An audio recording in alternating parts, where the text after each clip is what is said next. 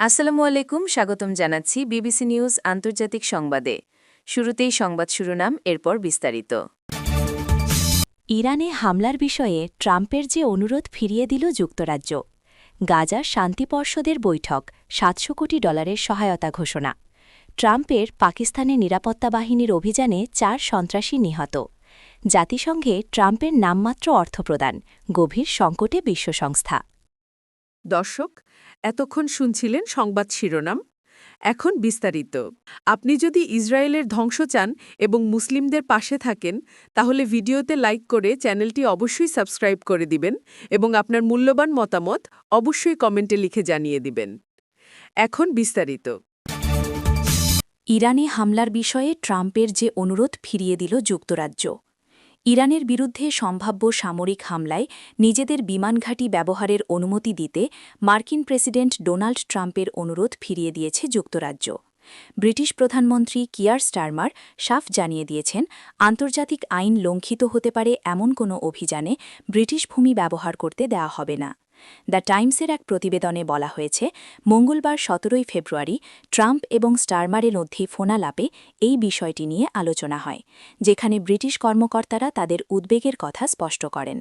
মূলত ইংল্যান্ডের RAF ফেয়ারফোর্ড ঘাঁটিটি ব্যবহারের পরিকল্পনা করছিল যুক্তরাষ্ট্র, যা ইউরোপে মার্কিন ভারী বোমারু বিমানের প্রধান কেন্দ্র। এছাড়া ভারত মহাসাগরের কৌশলগতভাবে গুরুত্বপূর্ণ ডিয়েগো গার্সিয়া ঘাঁটিটিও এই তালিকায় ছিল। দীর্ঘদিনের দ্বিপাক্ষিক চুক্তি অনুযায়ী তৃতীয় কোনো দেশের বিরুদ্ধে ব্রিটিশ ঘাঁটি ব্যবহার করতে হলে লন্ডন ও ওয়াশিংটনের মধ্যে আদান সমঝোতা থাকা বাধ্যতামূলক। কিন্তু ইরানের ওপর সম্ভাব্য হামলাকে প্রিএমটিভ বা আগাম আক্রমণ হিসেবে বিবেচনা করে ব্রিটেন এই অনুমতি দিতে অস্বীকৃতি জানিয়েছে। গাজা শান্তি পর্ষদের বৈঠক, $700 কোটি সহায়তা ঘোষণা ট্রাম্পের। যুক্তরাষ্ট্রের প্রেসিডেন্ট ডোনাল্ড ট্রাম্প শান্তি পর্ষদ বোর্ড অফ পিস এর প্রথম বৈঠকে জানিয়েছেন, গাজা উপত্যকার পুনর্গঠন তহবিলে $700 কোটি দিতে প্রতিশ্রুতিবদ্ধ হয়েছে 9টি সদস্য রাষ্ট্র। সেই সঙ্গে ফিলিস্তিনি এ ভূখণ্ডে একটি আন্তর্জাতিক স্থিতিশীলতা রক্ষাকারী বাহিনী ইন্টারন্যাশনাল স্টেবিলাইজেশন ফোর্স মোতায়েনে রাজি হয়েছে 5টি দেশ। স্থানীয় সময়ে বৃহস্পতিবার 19 ফেব্রুয়ারি ওয়াশিংটন ডিসিতে অনুষ্ঠিত ওই বৈঠকে পর্ষদের উদ্দেশ্যে ট্রাম্প বলেন, যুক্তরাষ্ট্র শান্তি পর্ষদকে $10 বিলিয়ন $1000 কোটি সহায়তা দেবে। তবে এই অর্থ ঠিক কী কাজে ব্যবহার করা হবে তা তিনি নির্দিষ্ট করে জানাননি। পাকিস্তানে গাড়িবোমা হামলায় 11 সেনা নিহত। পাকিস্তানের খাইবার পাখতুনখাওয়ায় একটি সন্ত্রাসী হামলায় 12 সেনা সদস্য নিহত হয়েছেন।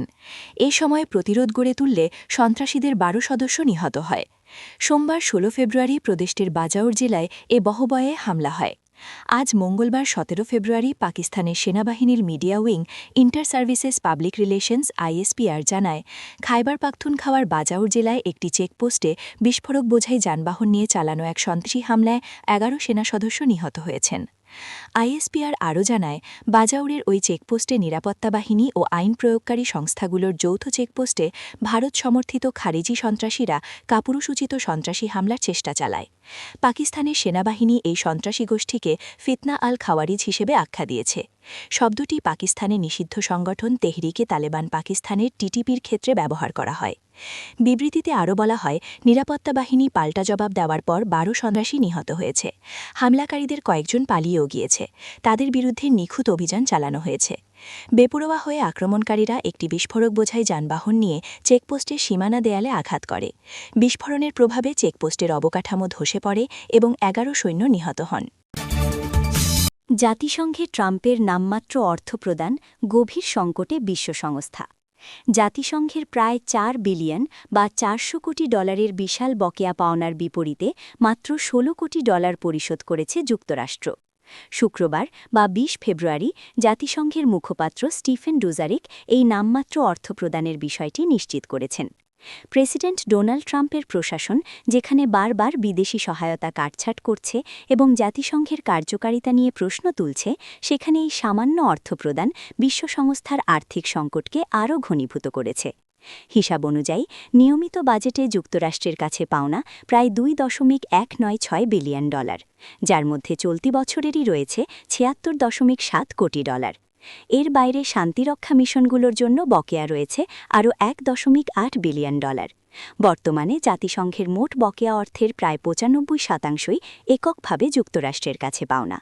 গত মাসে মহাসচিব আন্তোনিও গুতেরেস সতর্ক করে বলেছিলেন, সদস্য দেশগুলো দ্রুত বকেয়া পরিশোধ না করলে আগামী জুলাই মাসের মধ্যেই জাতিসংঘের নিয়মিত কার্যক্রম সম্পূর্ণ স্থবির হয়ে যেতে পারে। ২০২৫ সালের জানুয়ারিতে দ্বিতীয় মেয়াদে হোয়াইট হাউসে ফেরার পর থেকেই ট্রাম্প জাতিসংঘকে অকার্যকর এবং ফাঁপা কথার জায়গা হিসেবে সমালোচনা করে আসছেন। ইতোমধ্যে তিনি ৩১টি জাতিসংঘ কর্মসূচি থেকে যুক্তরাষ্ট্রকে সরিয়ে নিয়েছেন, যার মধ্যে গণতন্ত্র তহবিল এবং মা ও শিশু স্বাস্থ্য সংক্রান্ত গুরুত্বপূর্ণ প্রকল্পও রয়েছে।